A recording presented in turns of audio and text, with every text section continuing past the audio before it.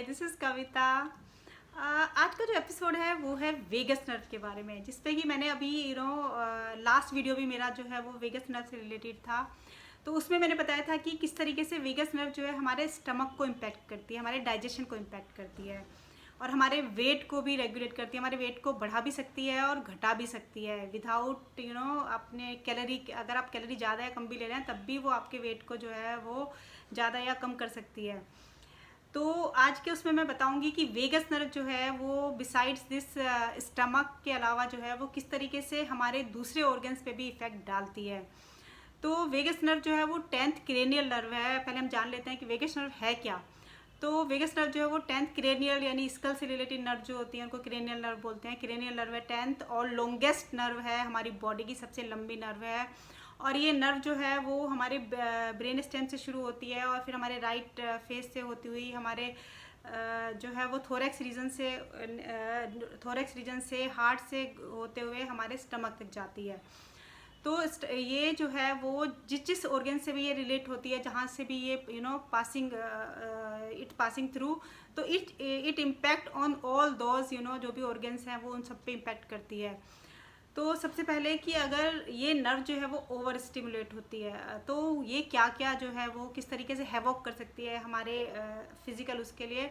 तो ये हमारे जो है वो हार्ट रेट को जो है वो स्लो कर देती है, क्योंकि ये हमारी ब्लड वेसल्स को डाइल्यूट हो जाती है। हमारी जब ये ओवर स्टिमुलेंट होगी तो हमारी ब्लड जो वेसल्स होती हैं वो डाइल्यूट हो जाती हैं, और जब वो डाइल्यूट होंगी तो हमारा हार्ट रेट जो है वो बहुत स्लो डाउन हो जाएगा, बहुत स्लो हो जाता है।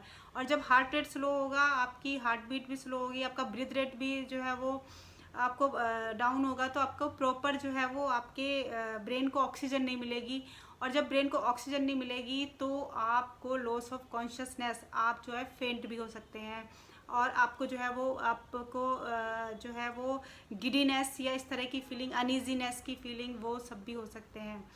और ये आपको जो है वो मेंटल हेल्थ को भी आपके जो है वो इम्पेक्ट करती है। अगर ये अच्छे से वर्क नहीं कर रही है, अगर ये बैलेंस वे में नहीं वर्क करती है तो आपके उसको जो है आपको क्रोनिक स्ट्रेस दे सकती है ये।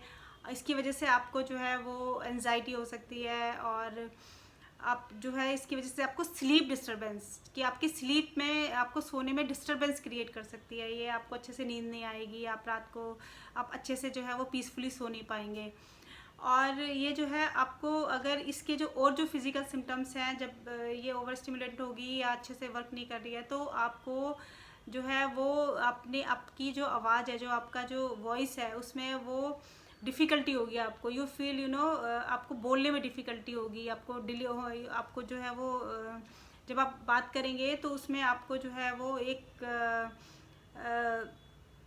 उसमें रुकावट आपको फील होगी, आपको हार्ड लगेगा बोलने में, आपकी वॉइस जो है वो हॉर्स हो जाएगी, जिसे हम कहते हैं कि फटी हुई आवाज़ भी उस तरह की आपकी उस तरह की होगी। इवन लॉस ऑफ वॉइस भी हो सकता है, आपकी आवाज़ जा भी सकती है अगर ये डैमेज हो रही है या किस तरीके से इसको मतलब बहुत ज़्यादा जो है वो नॉर्मल वे में काम नहीं कर रही है। और इसकी वजह से आपका जो है वो हार्ट रेट तो स्लो होता ही है, और आपको जो है स्टमक में आपका जो HCl है, जो हाइड्रोक्लोरिक एसिड, जो मैंने बताया था पहले लास्ट एपिसोड में कि उसको रेज कर सकती है। इट मीन्स कि आपकी एसिडिटी को बढ़ा सकती है और आपके उसको लो भी कर सकती है, जिससे आपका जो है वो इंडाइजेशन हो जाएगा आपको। तो इस तरीके से ये हमारी जो है बॉडी पे इम्पेक्ट करती है। तो इसको हेल्दी रखना it's really necessary, it's really essential to keep its tone on right on right mode. इसकी जो उसको टोन को राइट मोड में रखना बहुत ज़रूरी है आपकी हेल्थ के लिए। अब इसके लिए हम क्या क्या कर सकते हैं कि ये हमारी हेल्थ को जो है वो हमारी हेल्थ अच्छे से चलती रहे और ये वेगस नर्व जो है वो अपने बैलेंस उसमें काम करे। तो इसके लिए हम जो है वो कोल्ड एक्सपोजर, जैसे मैंने पहले भी बताया था कि कोल्ड वो जो एनवायरनमेंट है वो that is really good for this.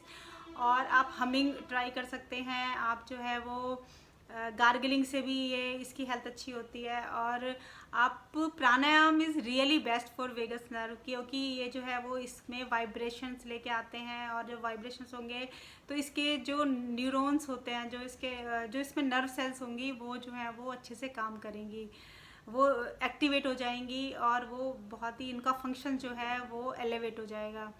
तो और कौन कौन से प्राणायाम आप इसमें कर सकते हैं, आप इसमें शीतली जो ठंडे प्राणायाम है वो आप कर सकते हैं, चंद्रभेदी प्राणायाम कर सकते हैं जो कूल इफेक्ट देते हैं बॉडी को, और शीतकारी, चंद्रभेदी और उज्जाई प्राणायाम कर सकते हैं जिससे कि वाइब्रेशन क्रिएट होते हैं आपके माइंड में, और आप भ्रामरी कर सकते हैं। तो ये सारे जो है वो आप कर सकते हैं।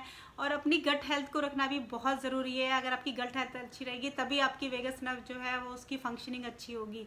तो अपनी गट के लिए प्रोबायोटिक आप ले सकते हैं, और आप इन सब बातों को, और हाँ, एक रेगुलर एक्सरसाइज करना भी बहुत ज़रूरी है, क्योंकि रेगुलर एक्सरसाइज करेंगे तो आपकी बॉडी की सेल्स जो हैं वो उनका फंक्शनिंग अच्छी होगी, और आपका नर्वस सिस्टम जो है वो स्ट्रेस फ्री रहेगा, और ये जो है वो पैरासिम्पैथेटिक नर्वस सिस्टम को इम्पैक्ट करती है।